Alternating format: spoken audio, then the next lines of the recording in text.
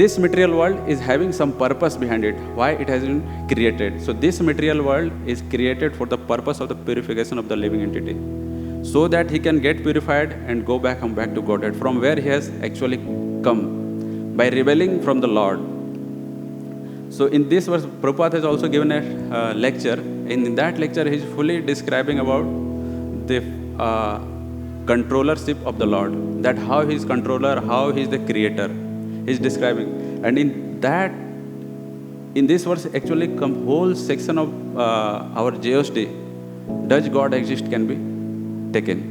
That is, there is God, and how we can accept him, what are the different aspect which we can follow, or how the knowledge acquiring thing, that's different paramanas are there, Sabda Paraman, Anuman Paraman, Sabda Paraman, and Pratyaksha Paraman. So all these three paramanas are there, which is the highest.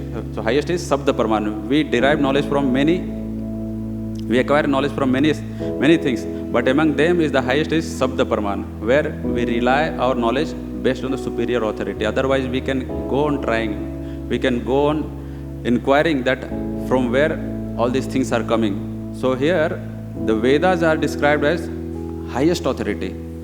How it is called highest authority? That it is coming directly from God. And if someone is not accepting that I don't believe in God, then he has to follow certain procedure, that how the Vedas are describing about God, then how one can accept him. What is the definition of God? Otherwise, just people are following God, many are following, but they are not having concept of what actually God is. Someone is following just due to peer pressure, because society is following. He don't want to be blamed as left out person, or so in peer pressure or the family pressure, he just accepting God, or someone is accepting out of his unknown fear is there.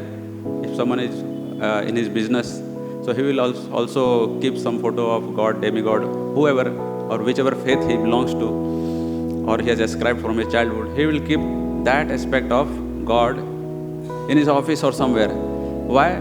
Even if you don't believe, and even if you don't know who that person is or who that force is, he is believing, he is accepting that, because if something went wrong, why to take risk? So this is fear of unknown. People are fearing God, and that's why they are accepting him, so that their business can go on nicely. And some are to get their desires fulfilled. They accept God only for that purpose. Their desires are fulfilled, God is out of the business from their work or from their activity in life.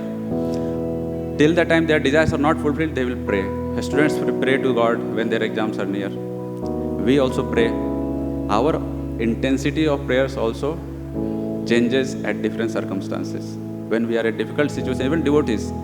So, but actually the devotees, their desires are, their intensity of prayers may change at different times, but they know who Krishna is. Actually, at least they know by theory, and by realization they are practicing this devotional service so that they can come to that realization. And they are having partial realization also.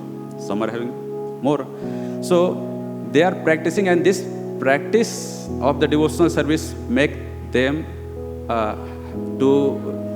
this process makes them realize this knowledge of God.